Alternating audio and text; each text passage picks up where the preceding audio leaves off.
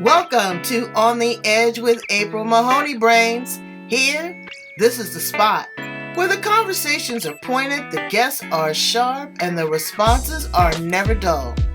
Did you bring your thinking caps? Because it's time to put them on. Because the conversation starts now.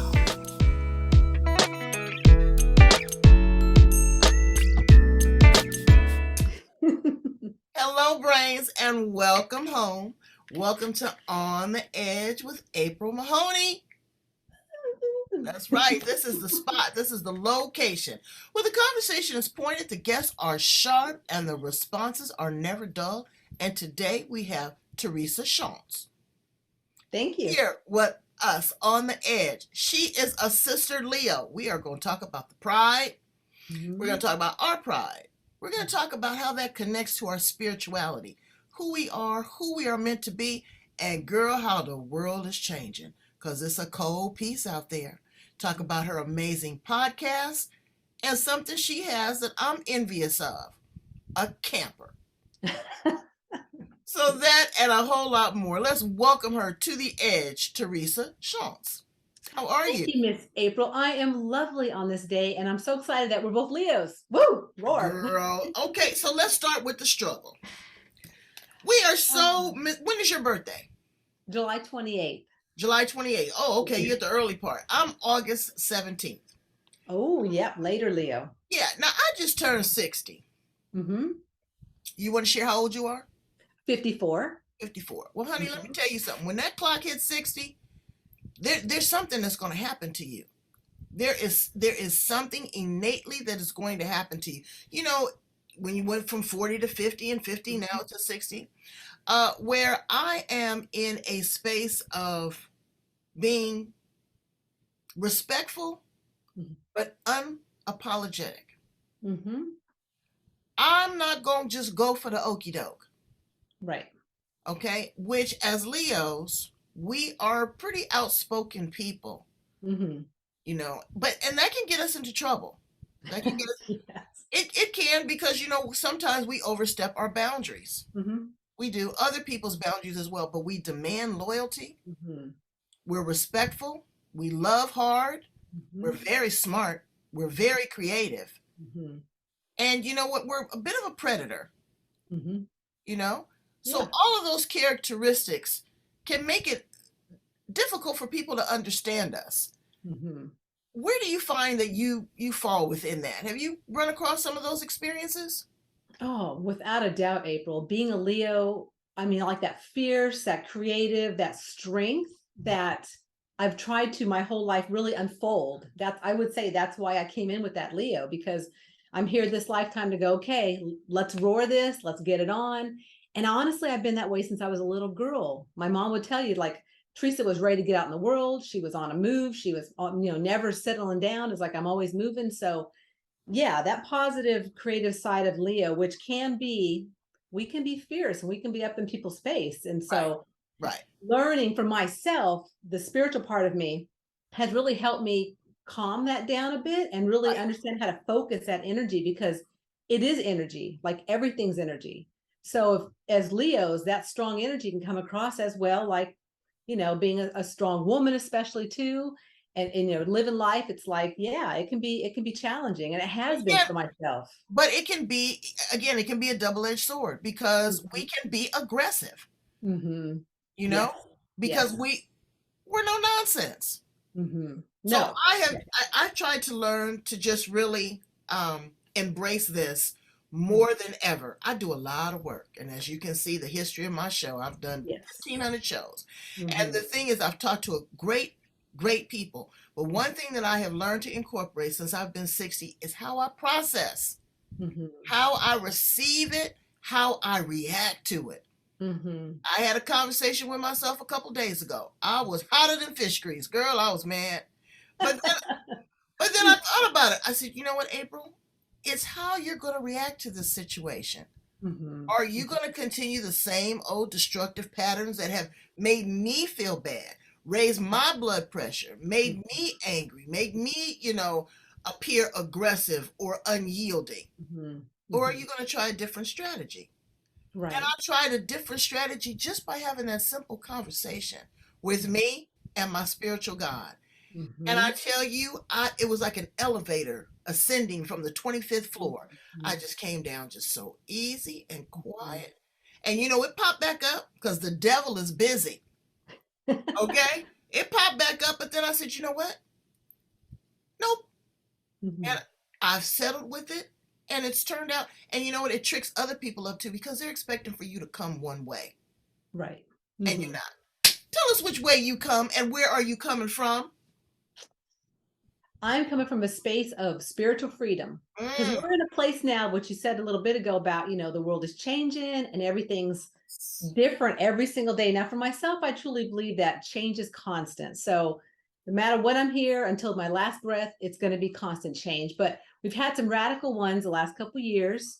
So, for myself, it's about feeling freedom inside, feeling the space that I need to do my work, to work with my spiritual guidance, to work with my psychic perceptions, to work with my energy. And that's where my spirituality has been my God savior. I mean, really, it has been. It's been a place where it has helped me so much get through life and the challenges. And, like you're saying, I mean, as we get older, things change within us. And we do get that, like, okay, for myself, it's more of a calmness, like I'm wiser. I'm smarter. I've lived more life. Unlike when I was 18 in the military, going crazy over in Germany, having fun with everything that was, there. Like I'm so different now because I've lived some life. Hmm. But coming back to my spiritual part of me, that has been a game changer. So that to me, that came about I went to massage therapy school at 38 and I had two young children. I was a homemaker, been at home for like 11 years. Said I was guided to go to massage therapy school. And that's when really the dam broke open. And from that time on, it was really game on with learning different techniques, doing massage, healing work, Reiki, all kinds of different modalities, and just really exploring. So to me, it's been really a life for myself, of accessing that spiritual part of me, because I believe we have all kinds of parts. We've got mind, body, spirit, so it all comes together, and it can look all kinds of ways for all kinds of people. But for myself, it really looks like being practical and just keeping it simple. There's a lot of stuff out in the world that's intellectual, and that's fine because that's where people are at. That's great. I'm more about coming back to how do you feel about that? How does that feel for you? Like for myself, working through this last couple of years, there's been times when I've had to check in with myself and my guidance and say, is that what I need to be doing for myself? Yes or no? And I got the right answer. And thank goodness I moved forward with what I needed to do for myself. So that's really where I'm at right now, April. I'm really here to support people with spiritual freedom and whatever it looks like for them, but working with your inner guidance, working with your Well, energy field. and again, we're gonna banter back and forth Sure. because whatever it looks like for them, Mm-hmm. sometimes people don't even have a vision. Yes, ma'am. They don't have a compass. They don't Mm-hmm. have a north star. Mm-hmm. No sense of direction. Who they are. They're lost in the Mm-hmm. world, Mm-hmm. and they're influenced, and they're manipulated, and they're Mm-hmm. tricked up. Mm-hmm. You know, I just came from Europe, and I went to the Vatican. Mm-hmm. That's a whole nother show. I'm not even going to talk about that. But how people can be coerced, Mm-hmm. can be loved, can be directed, but also be manipulated and brainwashed. Mm-hmm. Mm-hmm. And that is with anything. That Mm-hmm. could be too much love. That could be a relationship. That could be your parents, epigenetics, generational trauma.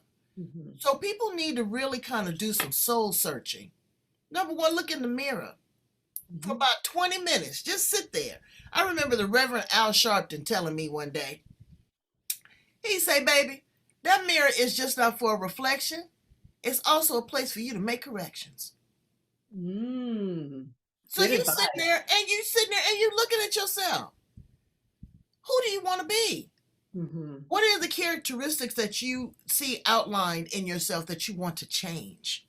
Some things you're not happy with. Mm-hmm. Is it your nose? Maybe you want a nose job. Is it your partner? Maybe you want a new partner. Mm-hmm. But your spirituality and your religious doctrine are your core. Mm-hmm. That is your North Star. That is your compass. That is your sense of direction. And so many people get them confused, Teresa, religion and spirituality. To me, religion is your roadmap. But spirituality is that one-on-one connection. It's the ultimate destination.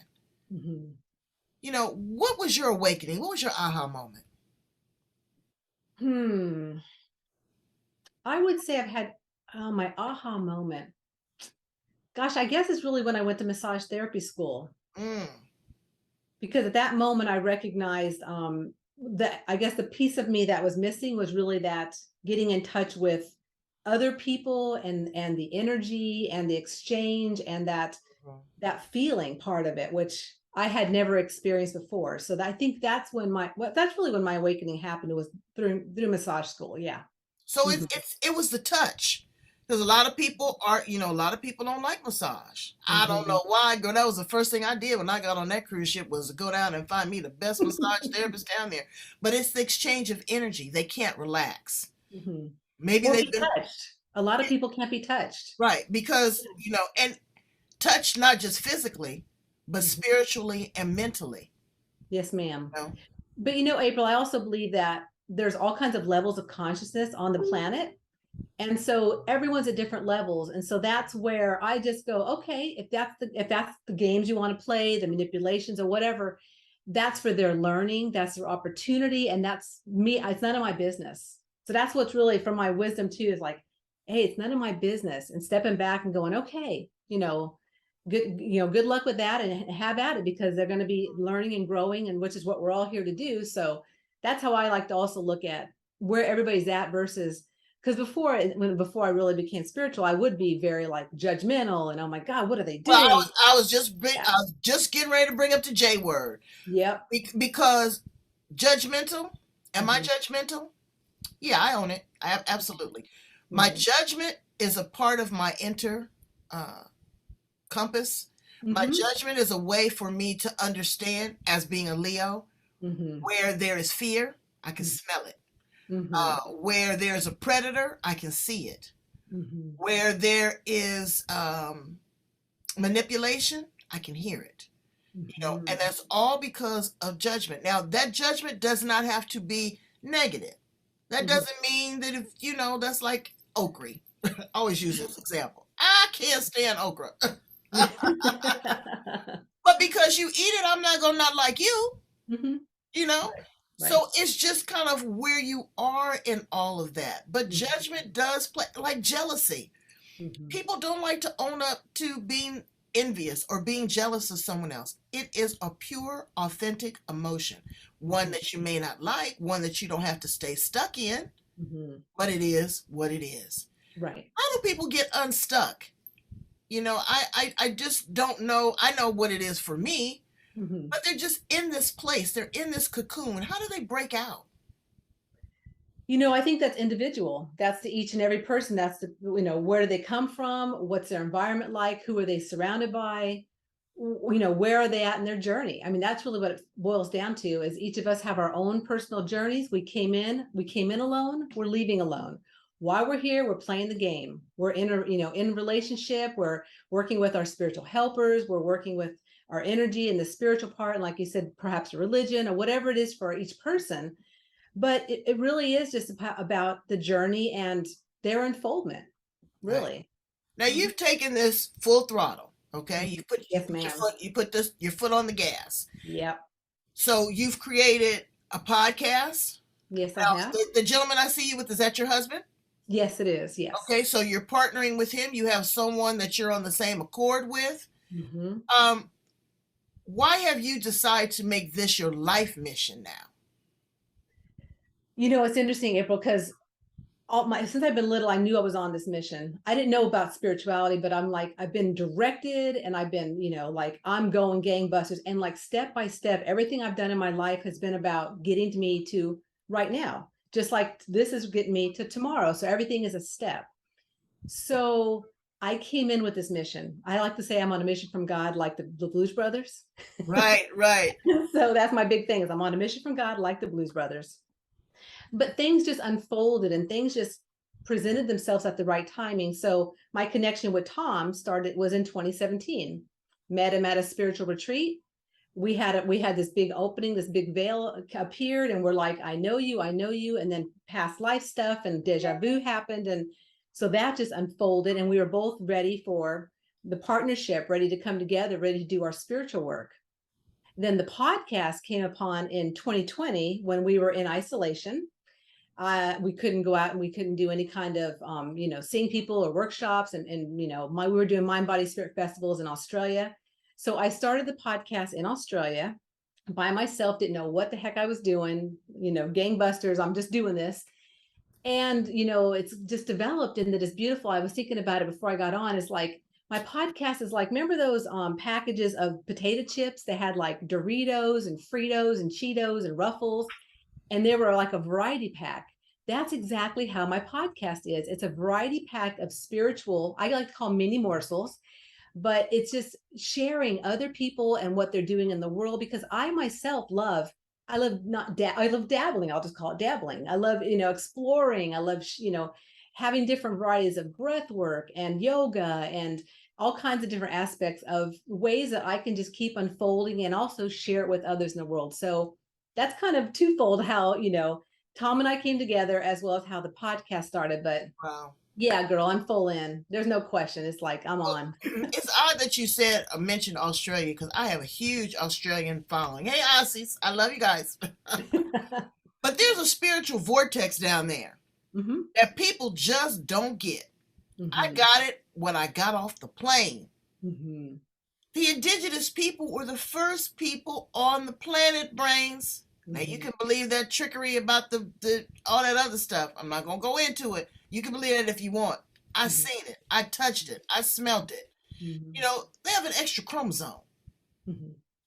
And when you deal with Australians, you don't hear a lot of religious doctrine. Overall, I'm just making a general statement. It's very spiritual.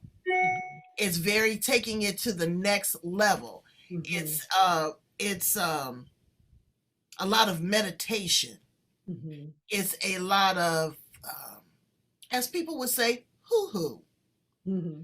What do you say to the person that calls it hoo-hoo? Well, I don't work in that, so that's not my realm. Like, I'm about being practical and about how to work with your spirituality day to day. But I want to talk a little bit about Australia and America. So there's when in the work I do through the Wayshores College, that's where I was trained in what I'm currently doing. Okay, wait, I'm sorry. Say that again. You said it kind of fast. The Wayshores College, The Wayshores College. We're which gonna is go in back to that Osceola, because I want to know Iowa. what that is. Okay. Yeah, it's basically a training facility where that I've been in the training that I'm doing right now with the spiritual work, as well as the consultations, the workshops. It's where I've been trained. I've been trained in different places too for other work, but this is where I'm currently working with the Wayshores College. So we work with the balance of intellect and feeling, your head and heart, unconscious consciousness. So when I went to Australia, I feel that Australians are in their feelings. Okay. And Americans, we're in our intellect. And I don't know how you can relate to this, April. Intellect or arrogance? I don't know. Intellect equals arrogance. I don't know, but it's a difference. So down there, they're just like relaxed. I'm telling you, it's a chill. I mean, I loved it. It's really chill. I love the people down there. I also have a big following, lots of friends down there, because Tom lived there for 30 years, and we spent 9 months there before, during the beginning of the 2020 COVID stuff. And I love it. I love it so much, but it definitely feels different. So I get what you're saying about that feeling of energy, and It is. It's different. It's a whole different place on the planet. I call it the core. Our core and our center down at the bottom of the earth. So let's talk about your travels. Now, you were a woman in the military. Yes, ma'am. That is a job within itself, because I'm telling you, they would have kicked this Leo right on out. They had to break you down to build you up. I don't know if I'm a conformist. I'm a bit of a rebel. But being a woman in that space, and being 54, so that was at least 20 years ago. How did that feel? How did that How did you settle into that, and how did you end up going to the military? Well, I'll tell you, it was again one of those stepping stones. So when I was in high school, my parents moved it like three times. I went to three different high schools. And so my grades weren't that good. And I was like, what do I do? And I wasn't like a big college person. And the people came, the recruiters came to school one day and had this big presentation. I'm like, cool, 2 hours out of the class, I'm there. So then they started, it was Army and Air Force and Navy. And I'm like, this is interesting. And something in me just started stirring. And my dad was in the Army. I had my uncle's in the Navy. My grandfather was in the Army. So I've had a lot of background of military in the masculine part of my lineage. And then I was like, okay, I'm exploring this. So I just started, I took the ASVAB, which is the test we take back in the old days. I don't know how they do it these days, but Yeah.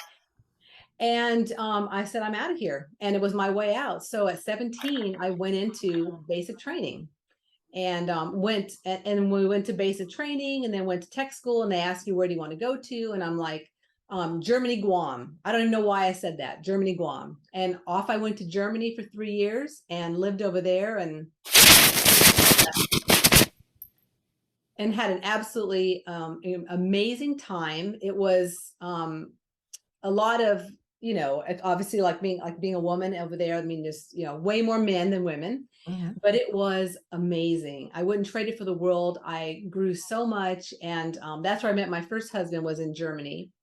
And so started that route down there with, with that partner. So it was an amazing time. It was an amazing experience. I loved it. Well, that's good, but you are also a person that moves beyond just where you currently are. Now, I looked at your bio a little bit. You've lived in Florida, California, and now in Iowa. You're in Iowa now? Yes, ma'am. What are you doing in Iowa in that camper? Well, so I grew up in California, so I was 17. Went into the military a couple of years. Then when my first husband, I was in Florida for 30 years. Then I met Tom in Iowa, of all places, and we just loved it here, April. Again, the energy, like I don't know, I don't know if it's the heartland of America, something, but there's a grounding force here, and I love Iowa. So we're here in Iowa, and I love it. Okay, are Iowa? How do you say them? Iowans? Iowans, yeah. Are Iowans open to this spiritual awakening? I don't know. I can only assess what I see on the television. Mm-hmm. I've never been to Yes. Iowa. I've got a friend. Was it Iowa or Idaho? I think she was in Idaho. No, I had a girlfriend of mine that Mm-hmm. lived in Iowa. Mm-hmm. Black family. She said it was a little different because Mm-hmm. that's pretty much not the demographic for the most Right. part there. Yeah. But what is it that you just love? Is it the food? Is it the culture? Is it the people? Is it the open space? What is it? And are they open to your messaging? Okay, so what really strikes me about Iowa is the land. So I love, like right now, it's getting into harvest. So I can feel that in my body that it's harvest time. I love when I come into winter because I feel like I'm shedding and I go inward. I love in spring, like, so the land here is so bountiful. I Mm, love that. The people here are so down to earth and nice. I mean, a lot of them are farmers or they come from farmers. And so it's that real earthly feeling. mhm. And yes, they're open to spirituality. I mean, it's kind of like everywhere, I don't know what percentage you would say, like what taps into it, but there's something about the foundation here. And that's really what Tom and I are doing here right now. We're setting our foundation for our business and moving forward. I don't see us living here forever, but at the moment it's serving its purpose. And I'm very grateful to be here in the Midwest. Well, forever is in the moment Exactly. because there's nothing promised. The next breath is not promised. Yes, ma'am. What being isolated in COVID taught you? What did it teach you about you as a person? It taught me to connect deeper with who I am and really what I'm here to do. And it taught me that nothing is, like you're saying, like the next breath, it could be done. Also being thankful for the blessings in my life and the people in my life, which come and go. because it's always been that way my whole life. People come in, people leave, but those that are around me right now are here for a specific reason, and I'm grateful for it. And so counting blessings. I think that's the main thing, April, counting blessings. Exactly. I counted it all joy. The Mhm. isolation, it was such a time of awareness. Mhm. It was an opportunity that the entire world, now see, this is what your brains, people have short memories, Teresa. Mhm. Mhm. Uh, Everybody had to stop. Mhm. Every single thing from the birds, the bees, the ants, the trees, you, me, everybody had to stop. Mhm. And you had time to reflect. There was a message coming from the universe Mhm. that we need to shift. We're in a lunar vortex, brains. Mhm. We're in a portal. Okay, we're in a portal. And can you get through the hole? You better Mhm. try to figure it out. You can Mhm. resist it as much as you want, Mhm. but it is what it is. Mhm. And you better try to get in line before you get left behind. Mhm. Because I've had my meetings and with the board of directors in my head, with my God, my spirituality. I burn so much sage and play my singing bowls because I'm trying to raise that frequency. I'm trying to change that trajectory. Mhm. But I think I could do that also inside of a camper. I feel Mr. you could. Mr. Magnificent, we don't have a place to store it right here. You know, that we could store it at the military base, but then it kind of deteriorates because you don't use it as much if it's not right in your face. Tell us about that camper. It looks like a beautiful thing. And where do you go? And what do you do? And can you drive? Can you drive the truck and pull it? Yes. Okay. Let's see. Where do I start at? The camper was spirit led. Mm, So Tom has been talking about it last spring. He went and looked. I'm like, no, we're not getting a camper. I don't want a camper. I don't want anything to do with a camper. Then last weekend we went somewhere out of town, and I was very sick from being in energy with the people in the hotel, and the restaurant got me sick. So I'm like, I'm over being in a hotel, because Tom and I do travel a lot to do, we do metaphysical fairs, we do expos around Iowa and into Illinois and in Nebraska. So I was over it. So we went literally April, like within a day, we went, that's the one we want, and bought it. Like it was end of discussion. So we are going to be traveling. Actually, we're leaving after this recording. We're going to South Iowa to try it out, our first weekend by ourselves doing this. So, because there's a lot of components to it. It's not just like, hey, I've got my camper and plugged in. no, So, I was watching the YouTube videos, and you better know what you're doing and have some training. yep, Drive on the outside, yep. understand how wide to turn. Yes, All ma'am. those things, all those things. So I told my husband, I don't think we'll get a camper. We'll get one of those nice tricked out Mercedes Benz. You know, There you go. yeah, that I can handle that. But a camper, I don't know if I can handle that. And like you said, you're doing a lot of heavy lifting, Mhm, Teresa, mhm, with spiritual work. mhm, With see, I have great hands too. I was gonna mhm, be a massage therapist, mhm. but I got to touching one or two people, and I said, nope, I didn't. Not for you. Now it wasn't for me Mhm, because it is a lot. What do mhm. you do outside of the camper to cleanse yourself, to make sure that your connectivity with source is clear? What do you do for you? I do have a cleansing technique that I do, and I use it all the time. I do a buffer technique also every morning and evening to keep myself buffered. Connecting with my guidance, just really bringing them in close and feeling their energy around me also helps whenever I'm going through things. But again, like last weekend, I was tore up by the energy around places because it is strong. And so I know. even with cleansing, even with buffering, it's like there are times when it was learning for me of like, okay, I get it. I don't need to be in these places anymore. I need to find my own, travel with my own place when I can. And that's why we bought the camper. And to rest. So Yes. allow yourself to rest. Hmm. Because I will take a power nap in a heartbeat. Yes, ma'am. Me too. I was in kindergarten, and the teacher never had a problem with me snack and nap. It's time to get your blankets. Okay, April was the first one to lay down. I Hmm. like that. I like to be good to me. Hmm. I like to be good to me. And people don't know how to be good to themselves. They're Hmm. waiting for outside influences. They're waiting for other people to validate them and substantiate them and make them feel whole. But brains, You can't do that. Yeah. You can't receive what you don't know. Mhm. You know. If you don't Exactly. know how love feels or how happiness feels or how, spirituality feels, Mhm. you can't have that expectation of others to give it to you. You Mhm. got great guys like Teresa and her husband that can walk you through the process and to give you the tools, but Mhm. Brace, you got to implement them. You got Mhm. to do it. So I suggest that you connect with Teresa, that you listen to the podcast because I've listened to it. If you go on Facebook, you'll see some 30-minute sound bites that are very, very interesting. She's got a barrage of guests. Mhm. And to really kind of see where you are in this process. Nobody's telling you that what she's at her, what she's teaching or what I say is the gospel, that that's going to be for you. But you don't know, again, what you don't know. Mhm. And until you were exposed to it, until I was exposed to it, we didn't realize how good it was.